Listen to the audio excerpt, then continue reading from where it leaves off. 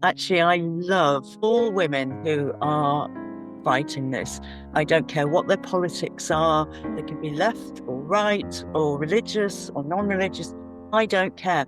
They can be really careful, really scientific, or they can be gobby and mouthy and, bad girls. I don't care how you do it. Everybody has to do it in their own way, that according to their own personality. I love you all. I'm Jane. Hi, I'm Stephanie Davies-Arai. I founded Transgender Trend in 2015. This year is our 10th anniversary, so we're celebrating. And I'm Bex. And this is Insightful Sisters. Hello, everybody. We're so excited tonight. We've got Stephanie Davies-Arai with us. So, Stephanie, they're from the beginning, involved in this fight from about 2013-14. And then Transgender Trend, you put that together in 2015, the same year that Stonewall added the T. You're a writer, a researcher and a campaigner, and your expertise is working with children. Yes, so working with parents, working with teachers, and mostly focused on communication. Excellent. Well, I'm going to pass across to Bex. She wants to look back at this decade and how key a player you've been. Let's go back 10 years. Transgender Trend founded in 2015. Do you remember what moment you decided, okay, we need to actually create Transgender Trend? We need to formalize and, really do something about this. Tell us the backstory. Well, at least a year. I was starting to get worried about what I was seeing, and it was a lot to do with children. Suddenly newspapers were printing out stories about children transitioning, and mostly little children. And it was mostly newspapers like The Mirror. I remember a lot of stories about trans kids and the Sun and the Mail. And it came out of nowhere. It was like a fully formed, we've all agreed that there's this thing called transgender children, and we're just going to celebrate them. And, there was no build up to it. It was a done deal already. So I was very suspicious. I was sort of looking at it and getting more worried. And I started doing a bit of research. I was looking around all the sort of sites and parenting experts. There's quite a few of those out there, and what they were saying. And nobody was saying anything about it, which is really unusual, because I worked in a school for 8 years. I'd worked with parents for over 20 years. And whenever there's something new, a new sort of idea about childhood or about teaching or children's behaviour, there's a lot of discussion. People argue it and disagree, but there was nothing on this. It was radio silence, and that is really, really suspicious.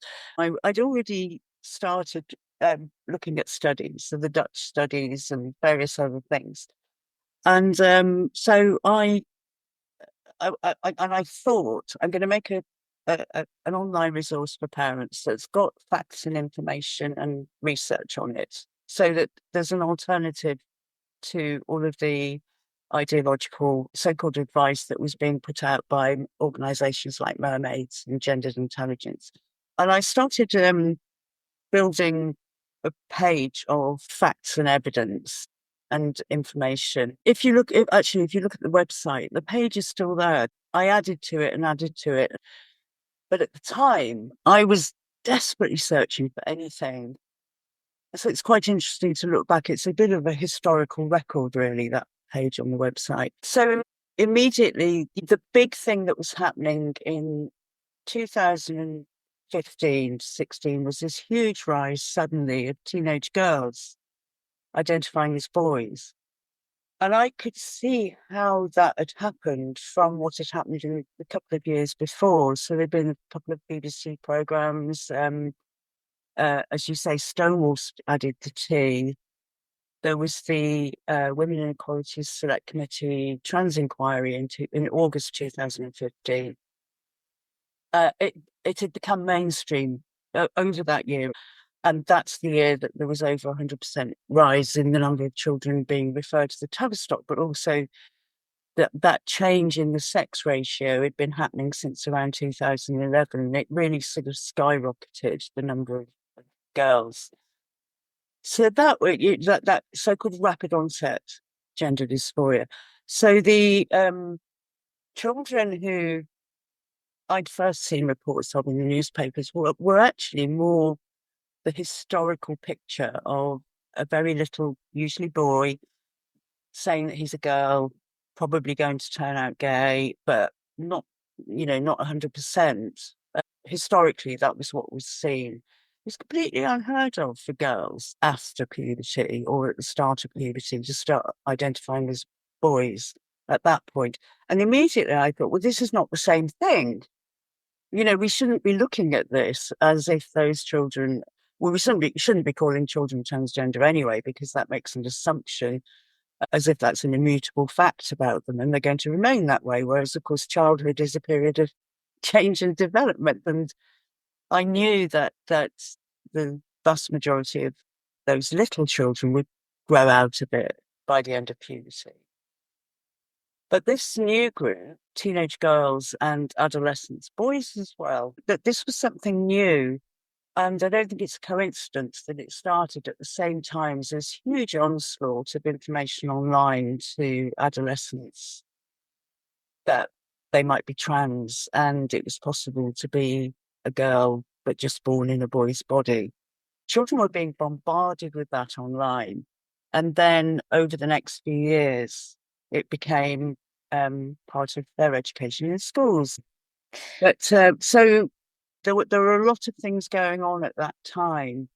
And I felt there's clearly a social contagion going on here and that we need to look at it in those terms. And we also need to look at it within a framework of female adolescence, because it was so tied into all of those other things that teenage girls experience, eating disorders, anorexia, and all the sort of body issues that girls develop in puberty.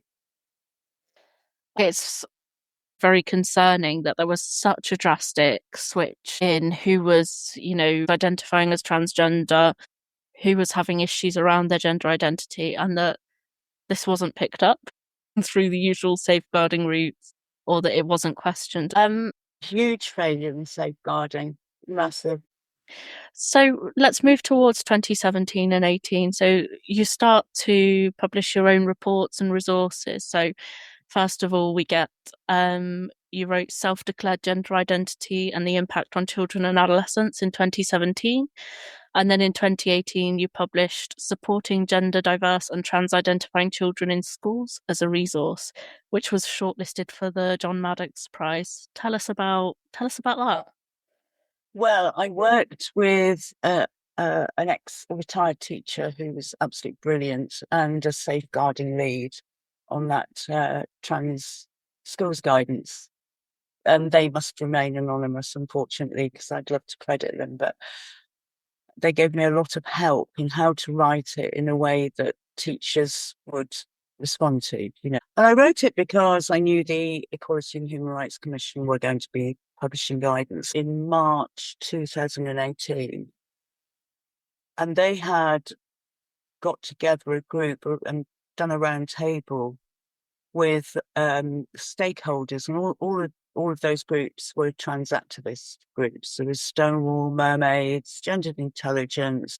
And so I knew this was going to be activist, ideologically based guidance. So I wrote to the HRC and asked to be a stakeholder, and they arranged a meeting. And I took along a couple of parents, a psychologist. But I was so naive at that time. I didn't really know how these things were done. It was only afterwards that I realised they'd taken no minutes at the meeting. There wasn't any sort of official follow-up or anything really. I think they just ticked a box that they had consulted with me. And so I wrote them a briefing about my main areas of concern about the kind of trans inclusion schools toolkits that I'd already seen, which was the All Sorts toolkit. And then I had an email communication with them over the years about feedback from parents, what they were finding that was happening in schools. But I suspected, because there was such a lot of hostility, it really was incredibly difficult. And I forget sometimes how difficult it was back in 2017. Hostility was palpable. From the Government Equalities Office, EHRC, it was really incredibly difficult to talk about it, because if you said male, which is a sort of factual, very factual word, you could see how they felt that it was transphobic, or, you can't say male about a trans woman. I felt that there was a pressure to use their language, which I never really did. To have met with that level of hostility towards you trying to present a very rational viewpoint, it must have been difficult. And obviously, we know now that in 2017, this is the year where 2 employees write to The Guardian flagging up their concerns about what's happening in the Tavistock and the lack of clinical evidence. And The Guardian ignored their letters. So we know that you're not the only one, that behind the scenes, wheels are turning, people are beginning to express concerns.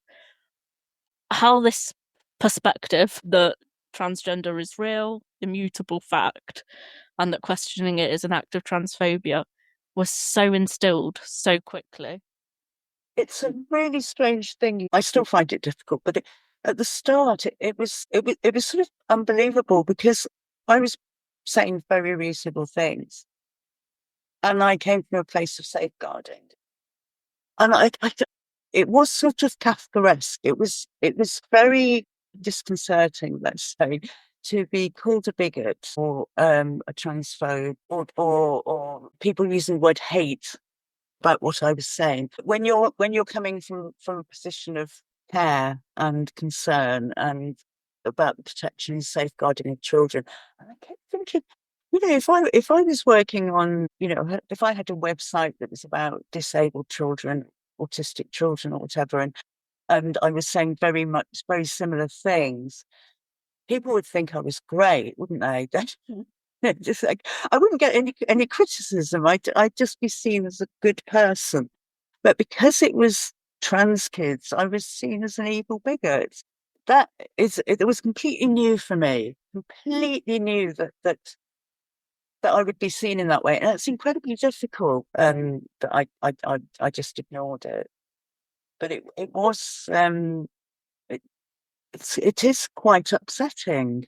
I mean, I'm only human, and it was quite difficult to deal with.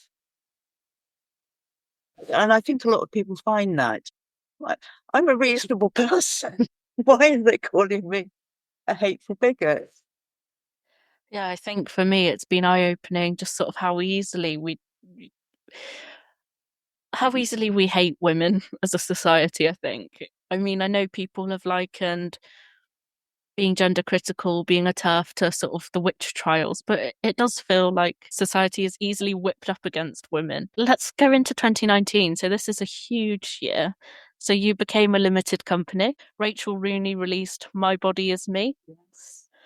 JK tweeted in support of Maya Forstater. Yes. So all wins so far, and at the same time, the Scottish Government announced its draft consultation for the Gender Recognition Act bill. What's going on in 2019 then? So for us, the release of My Body Is Me, that was a sort of year's project, like the schools guidance was, actually. And these things always take so much time, but this was a key thing for me. I was already seeing that there were so many children's books. So one of the things that I really wanted to do, and it was a similar thing with the schools guidance, really, that I could see that awful schools guidance was going into schools, and parents wanted an alternative.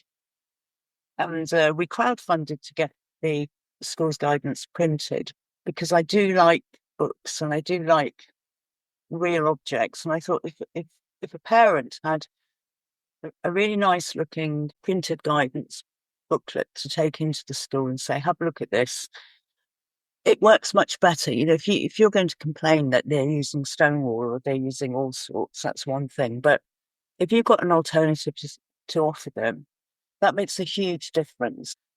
It was the same with children's books. I wanted to have alternative children's books And it was quite difficult because one of the ways that this ideology has been sold to children and to schools and parents is that under the guise of challenging gender stereotypes, whereas it completely reinforces gender stereotypes. So it's putting it out a children's book with a message that you don't have to adhere to these stereotypes without it being about gender identity. That they would always start with, boys can do anything, girls can do anything.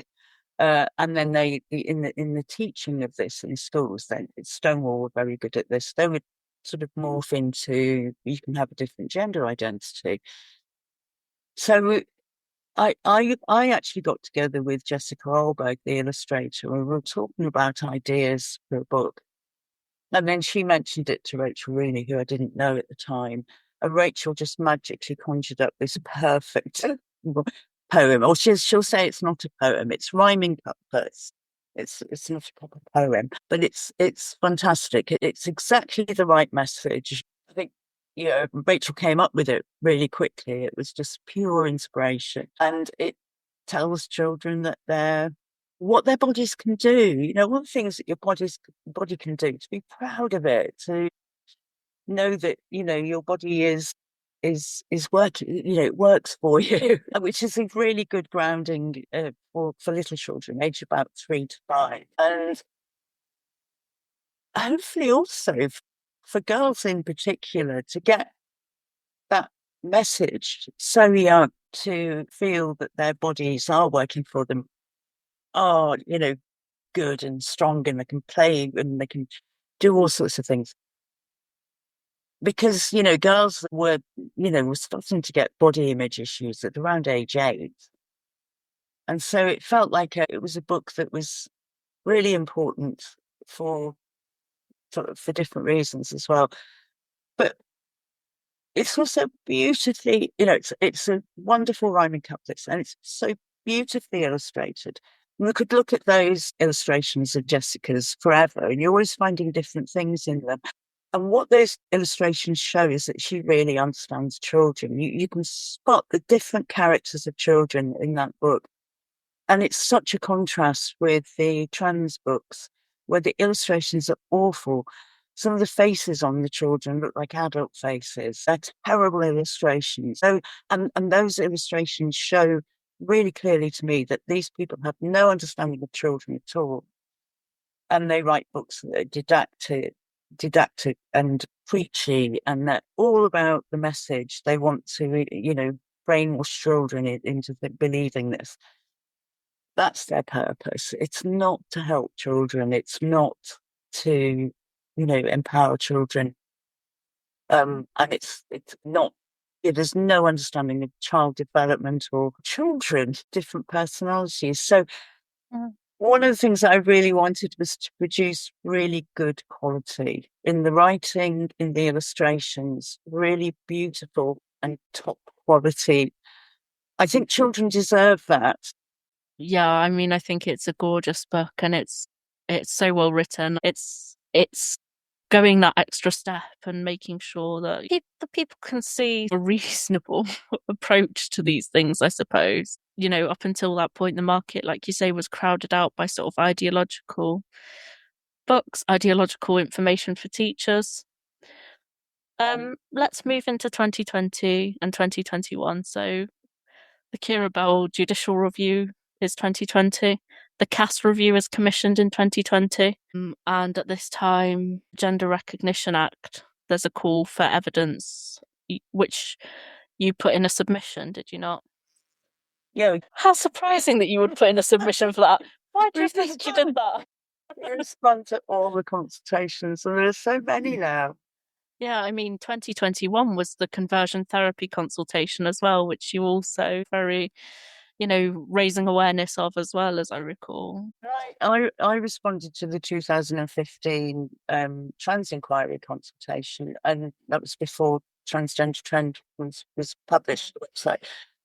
So it was just me, and a few other women did. I know Julia Long did, but not many women knew about it. I think people thought this isn't anything to do with me; it's about trans people. But Yeah.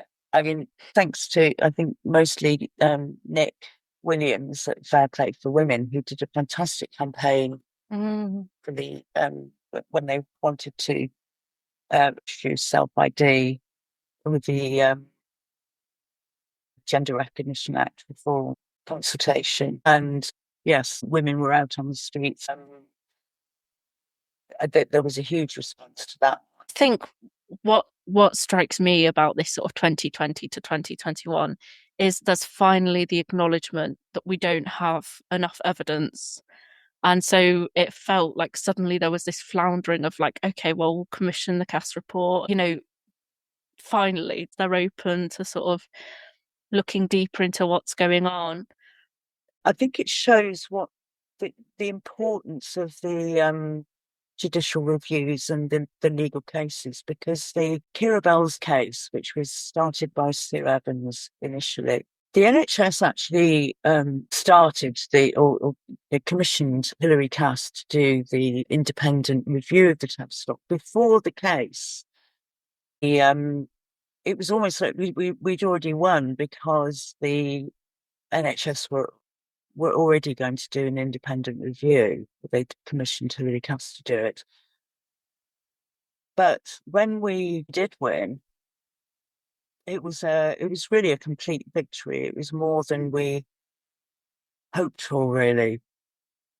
And the judgment, there's so much in that judgment that was quite shocking. Although the judges would say, it's surprising, quite neutral language, but in judges' language that means huge shock, because because was found during the hearing was that the Tavistock hadn't collected data. They couldn't answer any of the questions that they were asked by the judge, and you could see how shocked the judges were when they would ask for evidence, and the Tavistock didn't have it. So the great thing about that was it got worldwide publicity, and suddenly the wider public, heard the word detransitioner, and they understood that puberty blockers and cross-sex hormones were given to children and would sterilise, and that these treatments were irreversible. And Kira Bell was such a fantastic spokesperson for detransition. She's so articulate, and so yeah, that publicity went. Then the next following year, it was there was the case brought, the appeal, and the appeal was won. But it didn't really matter, because we've taken such a huge step forward with that case. You'd opened the closet and shown the skeletons to the world. Yeah. It really sort of showed the complete lack of data collection, the complete lack of aftercare. Mm-hmm. A year later, 2022, we get the announcement that the Tavistock is going to be closed down. And we also get the Cass interim report. And we also get, from Jane Galloway, her autism and gender identity report. And I know you've done continuing work around this issue. Do you want to tell us a bit about 2022? Yeah, well, it's just so huge, isn't it, that the connection between autism and these kids are so susceptible, so vulnerable to this message. It's very black and white. And autistic children very often have obsessions, and they can last for years, and then they'll move on to another obsession. But once they get into gender, they go right down the rabbit hole. And so you can see why those children are so vulnerable to this message. I think it's the same with any sort of online encouragement and targeting of children. It is the most vulnerable ones who will be pulled in, who won't see the risk, who perhaps a chaotic past in the case of children in care, and haven't been able to assert or develop boundaries. So adults talking to them instead of inviting them in. They're much more vulnerable to being exploited in all sorts of ways. And those are the very children that need really careful and cautious and proper safeguarding. I mean, of course, once the word trans is mentioned, everything else goes out the window. We forget child development. We forget that these are children, not adults. We forget how susceptible children are to adult exploitation. We forget everything. And it always seemed to me that once you call a child transgender, people hear transgender and they don't hear the word child, and they forget we're talking about a child here. And when we must always put the child first. Children are not adults. We can't lose sight of the fact that this is a child. It's frightening, isn't it? I mean, essentially what's happened is we've been offering a permanent solution for what may well, especially as you say in the case of autistic children, it may be a temporary fixation. You need to be very careful about labelling children with anything. Children then growing into that identity, and not just trans identity. It can be the same with autism or any other sort of condition. I mean, we don't tend to use the word depressed about children. No. Because we understand that, and of course what's happening now is children are learning all of these words online. So children are self-diagnosing in lots of different ways. And whereas when I was growing up, we might have said or described ourselves as a bit shy. And now you hear kids saying, well, I've got social anxiety disorder. Yeah. And so it's happening. The online world, I don't think we ever came to grips with the fact that the online world is the new public square, and all doors are open to children. All the doors are open and children are exposed to things that they should never be exposed to. Gender identity is one of them. Yeah. I do think as well the other issue with online. So, I mean, into the next year and into 2024, we get the CAS review. 2023, we get the NHS interim clinical policy on the use of puberty blockers. But at the same time as this was happening, it was probably the worst kept secret in Britain that there were all these routes online to get prescription for puberty blockers through backdoors, through certain organisations. So where it seems that we've had a logical victory and we're getting evidence building up on our side, the scale is very heavily weighted. How do you sort of feel about the last couple of years? So I've been through this so many times over the last decade that you have an enormous important victory. And there's been various times that I've thought, great, I can stop now. We've done it. But I've learned that when we do have a victory, the pushback will be even greater from the trans activist lobby every time. So we've got a certain way with schools. We're still waiting for the gender questioning guidance to come out. And again, the previous government have come a long, long way with that. In my view, it still needed tightening up. There were still loopholes that activist teachers and activist parents would use. But now it's coming into schools through mental health resources. And every time it is like a game of whack-a-mole. The trans stuff used to come into schools through anti-bullying. And then it moved slightly to gender stereotypes, smashing gender stereotypes. And then it came in through sex education from 2019 when the government said that sex and gender identity issues must be taught. That was the green light. So it came in through sex education. Now there's that, every time the government gets a bit stricter, they find another way. So now it's coming in through mental health organisations like COOS. I just had my colleague Shelley Charlesworth wrote about the Be Well survey. And this is the new government wellbeing project in schools, the latest thing we're doing to experiment with children's mental health. And so through wellbeing, this is how gender identity or ideology is getting into schools now. So those activists, they will not give up in their targeting of children. They're going to keep going. And it's time, it really, really is that politicians stop being so naive. It has to be no gender identity in schools, in no resources. If you carry on letting these resources into schools that are indoctrinating children into this idea that they have a gender identity and their sex is immaterial. There is a school to clinic pipeline. It's very clear that since this was started being taught in schools, that the rates of the children going to the Tavistock have vastly increased. And we need to stop teaching children this lie that they're, being a boy or a girl is based on their personal feelings and not on their biology. Yeah, it's frustrating, isn't it? Like you say, this game of whack-a-mole.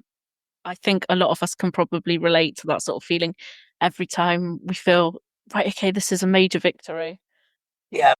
Just seeing nothing really come of it, or not as much as should, which brings us nicely on to this year. So here we are in 2025. Mm-hmm. And of course, we've had the Supreme Court ruling on the meaning of woman in the Equality Act. That should solve everything, shouldn't it? Oh, it should. So what are your thoughts on that then? How's that fallout happened? Well, it's fantastic. It's so clear. It shouldn't have any effect at all on children. It should have no effect on children in schools because they don't have a gender recognition certificate. Yeah. So, and also toilets in schools, it's statutory schools buildings regulations that you separate toilets by sex. But self-ID has become so embedded, it's not the law. That even the EHRC in their interim report after the Supreme Court ruling, they mentioned schools, even though it's really the Supreme Court ruling was about adults with a gender recognition certificate. But it was EHRC mentioned schools because, of course, this is happening in schools. It shouldn't be. It shouldn't apply to schools. But it's very useful to say this is the law because, again, the infiltration into schools of EDI, so equality, diversity and inclusion, really has taken the place of the Equality Act. And it's a hierarchy. It's very clearly a hierarchy with trans at the top. The problem with framing your approach in that way is that it doesn't distinguish between children and adults. And so how it seems to me is that since schools have become more aware of the Equality Act and then EDI has come in on top of that, and often actually I think this is partly through the trans organisations like Stonewall that have been saying to schools that their trans guidance is compatible with the Equality Act and that schools must follow the Equality Act. I think that Stonewall in particular have really raised that in the minds of school leaders that they can't go against the law. They must follow this guidance. And so you are treating children, it ends up with you're treating children as adults. And safeguarding trumps equality law. Safeguarding is first with children. So your focus shouldn't be on, of course you have to, make sure that your guidance is legal, but your focus should not be on equality and human rights. It should be on safeguarding if you've got a role with children. And I think it's all part of distracting us, taking our attention away from the fact that we have duties towards children that are different to the duties we have towards other adults, which I think is very sinister and it should be viewed with suspicion. Yeah, absolutely. Absolutely. And so tell us about you this year. So it's Transgender Trend's 10-year anniversary. There's a lot going on. You're continuing your work. You're continuing in new areas. I see that you've, done more work on a consultation on misogyny, the manosphere and online content. Mm-hmm. What does the future hold? What does this year hold as your sort of 10-year celebration? Right. About okay.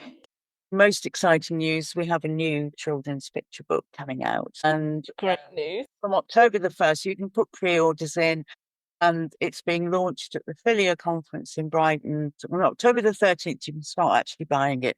It's called Granny's Flag. And I forgot to say earlier, Rachel Rooney, of course, lost her career by publishing My Body Is Me with Transgender Trend, and was subject to the most horrific online bullying, and was not supported by her union, Society of Authors. It was horrendous. And she stopped writing and said that she would never write again.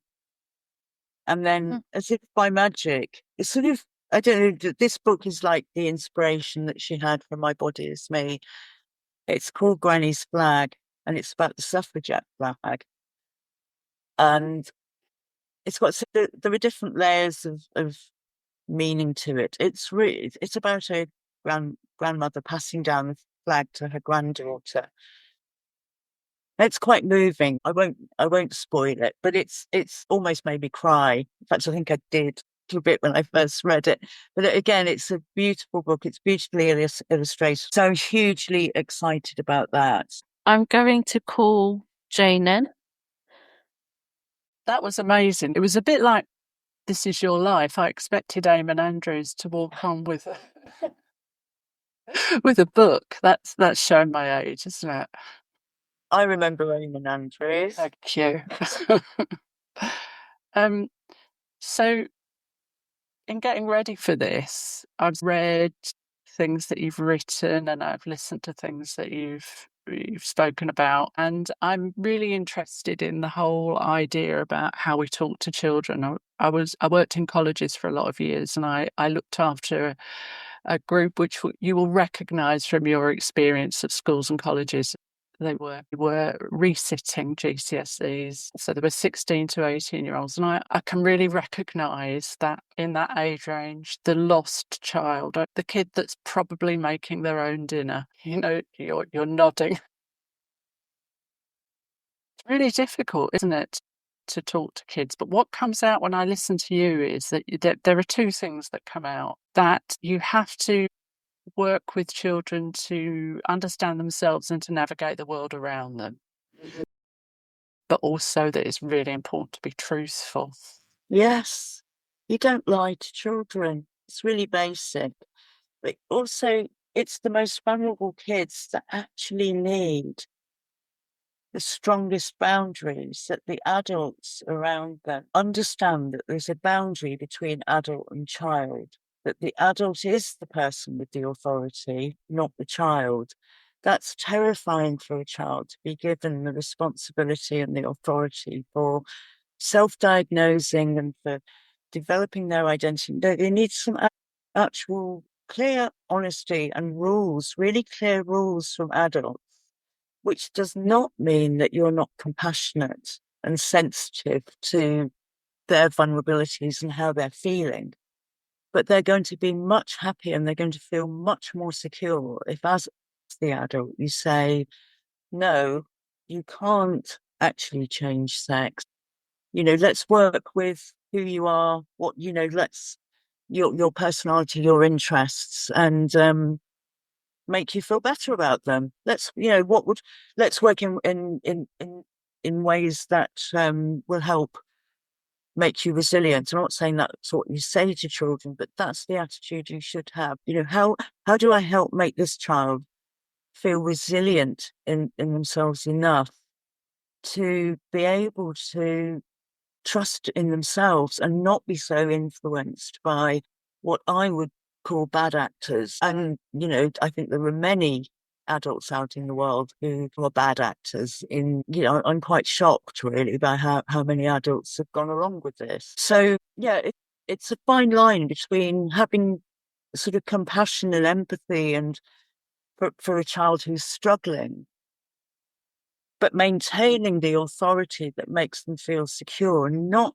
being the savior or sort of indulging all of those feelings, which would encourage a child to feel like a helpless victim. I think you can see it in teachers and professionals that work with children. You can see the ones who've absolutely got, and They tend to be older.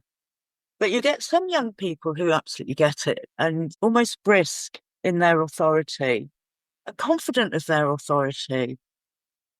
And the relief of children once the adults actually start behaving like adults, you can see it. Whereas now we're very child-led. We're sort of very, oh, well, you know, that child identifies as this, and we must follow the child and go along with the child. And it's almost like the roles have reversed. The adults are the child, and the child is put in a position of having to be the adult. And they're not ready for that. They're not able to do that. They should be able to have childhood. And part of that allowing children to have a childhood is for the adults to say how it is. We set the rules and be firm about them. I wonder sometimes if a lot of teachers want to be liked. Like parents do. And to be honest, we're encouraged to. You know, if you look at the whole parent advice industry, and it is an industry, it's totally unregulated. In this most important area, anybody can write a parenting. I mean, I wrote a book, Communicating with Kids. Hasn't got the word parent in it. It's not parenting your child to be self-confident and happy and all of that. You know, I think it's very easy to write a book and look like an expert. And parents are very vulnerable. You know, you've got your first child, you don't know what to do. So you're quite susceptible to being told by the experts, this is how you do it. But it isn't a regulated industry, and it is now very child-led parenting advice. But schools are a regulated sector. Yeah, very, very regulated, but not strongly enough in this area. Yeah, how have we got here? Totally let down children, absolutely betrayed children in how we've allowed this ideology to really become embedded in schools. I mean, I've never known anything like it.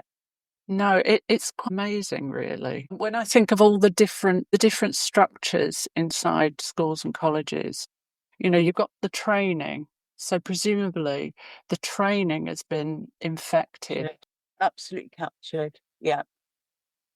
Yeah. There's so much to undo.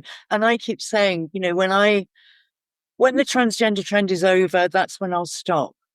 You know, I'm not running a business that I hope will become successful in terms of more clients, more money, more, you know, coming in. I want to fail as a business. I want to, but I will, you know, when I see that the transgender trend is over or really reversing, then I'll stop doing this. But I don't see that yet. I know, and I thought I'd seen it a couple of times along the way, but I it's just that it's so embedded, and it's embedded in the therapy and counselling services. It's embedded in teacher training and training of psychologists. It's just embedded everywhere. Yeah. So I think we're going to be going for a while yet. I mean, I think there's some things about the structures of schools that have encouraged the embedding. The tendency to buy services in. I mean, that you know, gender ideology wasn't the only service that they bought in, but it just that facilitated that particular thing. I'm sort of thinking back to like the late 90s when they made some people redundant and replaced posts with project work. And you can see this is really ideal for project work, or buying a service in, or doing a project about this or that. And the thing about project work and buying services in is that you get non-professionals. Yeah, yeah. And it seems to me that teachers have been so gullible. And partly what they've bought in is secret. You know, these resources haven't been accessible to parents, which I think is terrible. Or anything used in schools should be published and be in public. And, you know, and be seen. It should be transparent. We should know what our children are learning in school. We have a right to know. But somehow in this area, it's been allowed, for copyright reasons, that the resources can't be shared with parents.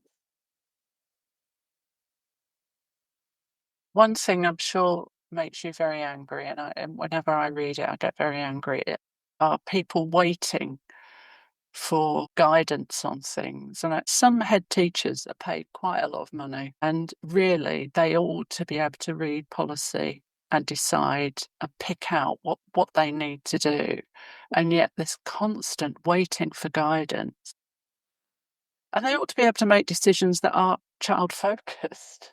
Well, I think as soon as you look at a school's resource that says boys should be able to use the girls' toilets and changing rooms, that's it. That crosses the line. You don't trust anybody who says that toilets and changing rooms can be mixed sex. I mean, it's sort of safeguarding 101, isn't it? How could you trust anything else they say if they're recommending that? There's the whole policy as well. Those things, not in colleges, but in schools, that'll be set at county level, won't it? The local authority level. And this is the problem. Local authorities are promoting local trans activist groups. And this is how in Brighton and Hove, which is a totally captured council, they've been heavily promoting the All Sorts guidance. Now, All Sorts are a sort of youth group. They're not educationalists. They're not experts in child development or education or any, they're sort of a youth group, LGBTQ plus youth group. And they devised the guidance, the council is promoting it. And that's really the guidance that's gone all over the country. Other local authorities have taken that guidance, and some of them just use it, and some of them have written their own guidance, which is just copy and paste. But I think as soon as you see, I mean, it's nonsense. If you read it carefully, is there any head teacher should be doing before deciding to take up that policy in the school? The local authorities, I recommend. As I said, it is embedded everywhere. So there's and they pass responsibility between the school will pass responsibility to the local authority. The local authority will be saying, it's up to the individual schools. They don't have to use this guidance. And that's what parents find wherever they go. The responsibility is passed. The only way that this will be dealt with is if there is really clear guidance in the Department of Education, which has no loopholes. It's just the law. It's just set out. This is the guidance. You must do this. You must not do this, which is how DFE guidance is usually written. It doesn't. DFE guidance provides a really strong framework, and it doesn't mean that actually you can't go outside it.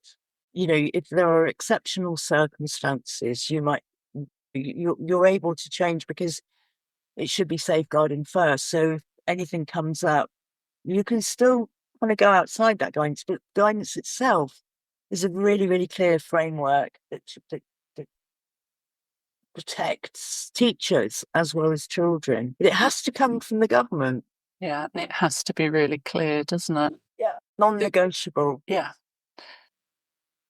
So the government's looking again at conversion therapy, probably before Christmas. So a lot of counselling and therapy really happens inside schools, doesn't it? Yeah. And most of those schools adopt an affirmative approach. How does it work? If I didn't know anything about this and you were explaining to me where the pitfalls were, what is the pathway like from, I don't know, from school through to cross-sex hormones? Well, now the NHS has said that children can only be referred to the new gender hubs through the GP or the local CAMS. Previously, we did hear cases of schools referring children. behind parents' backs, or organisations like Mermaids referring children. Now they can't do that. The advice given by trans activist groups is inevitably local LGBT support group, which if it's LGBT now, if it's LGBT, it's trans activists. There aren't any groups for gay children. It's not about the LGB, it's about gender identity.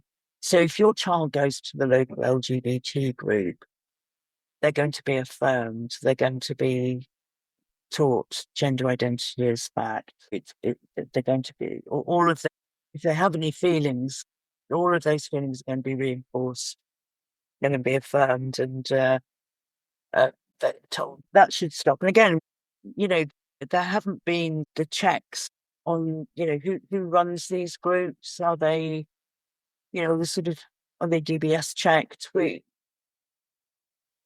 We don't know. And I don't know, with independent schools whether they do that or not. But it seems to me that if you've got trans somewhere in your title, then normal, apply. But so schools at the moment, they may have a counsellor in school, they've certainly got a safeguarding lead.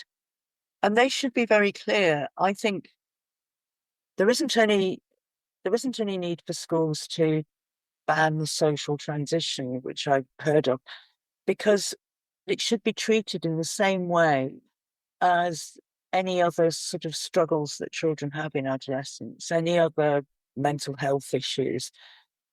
Amongst the teenagers themselves, a child has a right to ask their friends to call them by their preferred pronouns, and their friends have a right to do that if they want to. But the adults shouldn't be joining in.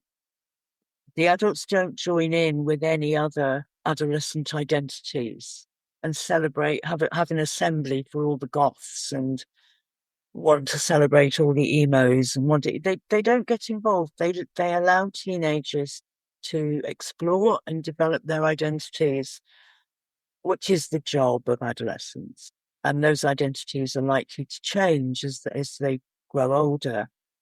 But you can let teenagers have the freedom to do that amongst themselves. But the adults in the school should be really clear that, you can't change sex, and the sex education curriculum should be clear on that, as the biology curriculum is, and that teachers maintain their understanding and knowledge of reality, and they don't reinforce the children's beliefs and identity feelings.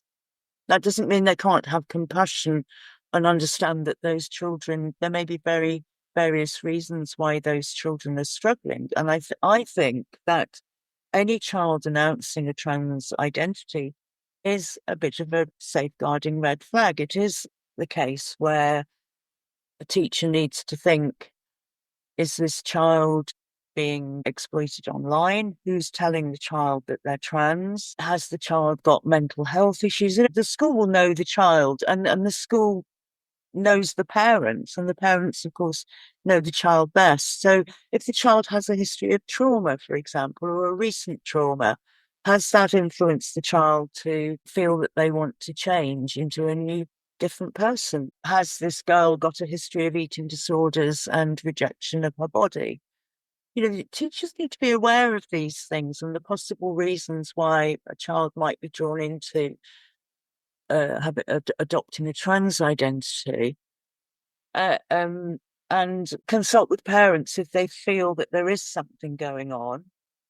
But if it looks like the child is fine, but is just exploring identity, then let them get on with it, with their, among their peer group. And don't make a big thing of it. Often in the case of social contagion, the advice is always don't focus on that subject. Don't give it lots of attention, either negative attention or positive attention. Just keep a step back. Don't be too interested in it, and you'll find it will dissipate. But what we're doing is the opposite of that. I think we're schools have now become environments of social contagion as groups of mostly girls and some boys, but girls are more susceptible to social contagion, are influencing each other. And the teachers are then affirming and reinforcing all those feelings. And they're allowed to change all school policies. They're given celebrity status at the same time as victim status. So that's a really heady mix for a teenager, isn't it? They're both the biggest victim and untouchable. And they can now set all the rules. And then they can impose on other people's language and belief. They have all the power, and yet at the same time, they're the biggest victim. It's really, really too much to put on to an adolescent. Yeah, it's too much power, isn't it? Yeah, but it's this combination of being too much power, but also being the biggest victim. Yeah. Both going on at the same time, and that neither of those is healthy. No, and you don't have a bright future as a victim, do you? No, and if you're given too much power, you'll become a little despot. Yeah. You talked earlier about labels, but in some ways, the way schools structure themselves, labels suit them, don't they? Because they can compartmentalize things and perhaps pass problems outside of the institution or to a particular person who does, almost like we used to have a careers officer. You can now have somebody that's the expert in. Yes, and it worries me, all the mental health stuff in schools, because I think teachers are not therapists and counsellors, and when you give those sorts of areas for teachers to deal with, it can cause such harm. You need an expert therapist to know what they're doing. That's not the job of teachers. They shouldn't be expected to do that. They're not trained or qualified to do it. Yeah, well, you mentioned the saviour teacher Yeah. here, and that I've seen a lot Yes. of people like that who really want to make that wonderful discovery. They think they're in Goodwill Hunting or something. Yeah, I've seen a few. So, what next for schools, and what advice would you give to parents who are listening to this? Because we've got this conversion therapy debate coming up, and one of the things is clear that people don't really understand what therapy is. A trans-inclusive gay conversion therapy bill is a contradiction in terms, because you've got a huge proportion of these kids, if left alone, would grow up to be gay or lesbian. And so we're not allowed to question or explore what's going on when they're identifying as the opposite sex. You see, it might be internalized homophobia. We're getting, you're seeing kids who've been bullied for being gay, and as soon as they announce trans identity, that's okay. Everyone's happy again, and they're celebrated or certainly accepted.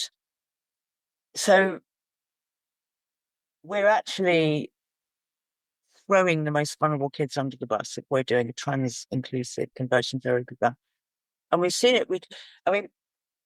This is what's gone wrong with counselling and therapy. The trans inclusive conversion therapy ban, or trans was added to the Memorandum of Understanding on Conversion Therapy, which is like the professional practice guide, in 2017. Before that, it was just gay conversion therapy. They added gender identity to it, and that's played a large part in making therapists afraid of questioning or exploring things with a child who identifies as trans. And in effect, what it does is it makes the affirmation approach the only safe approach for therapists, because they may be accused of conversion therapy if that child desists in their identity after exploring the issues that led to it. And of course, if you make it a criminal act, then it'll be even worse. And where we'll get any proper therapists for the new gender hubs, I really don't know, because nobody will want to go and work in this area. The trans activists are just waiting to pounce on any case where they can accuse a therapist of conversion therapy. But it's also, it's a if it's passed, it would be a piece of legislation in support of a belief. I don't see, I could not be, I would not be capable of conversion therapy because I don't believe in gender identity. I don't believe we have a gender identity. I certainly don't believe that it's your gender identity that makes you male or female. The previous government could not make it work. And, I think, well, good luck to this government. If you're going to produce something coherent, I think it will be immediately judicially reviewed. If only all that effort and time had been put into telling kids that they could be gender non-conforming, and that they could be gay or lesbian when they grew up. We thought we'd got there, didn't we? Yeah, but what we've got tonight is 10 years of what a warrior you are. A warrior for 10 years. I thought you said warrior. Maybe that. Don't know. So, what can people do to help Transgender Trend celebrate it? Funny you should say that. We've got a 10th anniversary crowdfunder out. Go onto Twitter, go onto the website, you'll find it. Chuck us a bit of money. We're a very tiny team, but we have the same sort of costs as everybody else. It's a bit boring. You're going to just help us keep going. And it's actually very difficult for us to do a fundraising campaign because so much of our work now is not in the public eye, it's behind the scenes. And I don't tend to share it because if I'm working with politicians or policymakers, I want to keep the sort of confidentiality there so that they trust me. I'm not going to be announcing it on Twitter, we've done this. So I just feel that there's a level of sort of respectful working where it's best not to do that. So we don't shout about things that we've done. We've had great success in certain areas in schools that I cannot share with people. So I can't say, give us money and we'll do more of this. I know that you often go into schools and do secret training. I'm invited, yeah. But government guidance as well. There's work that we've done that I can't share. So I can't sort of, all I've got, so we thought, well, let's do a crowdfunder where we've got the 10th anniversary. That's something that we can do a crowdfunder about. And really it's saying to people, the only reason we can keep going is from people's monthly donations. We don't get funding by the far right, fundamentalist Christian. You're still waiting for it. Yes. I'd love to see it. In fact, we were approached by a Christian group who wanted to fund us, and we said no because we need to be independent.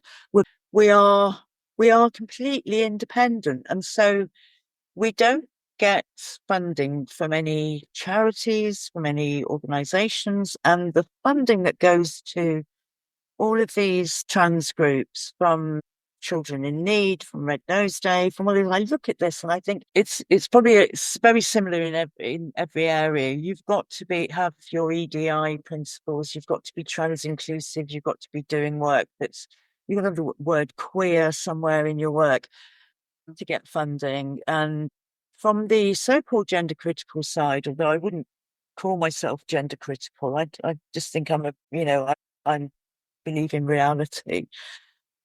But our side just don't get that kind of funding. So we do rely on individuals. So yeah, that's actually the best way to support us, just to get Thank you. plodding, boring but effective work. Yeah.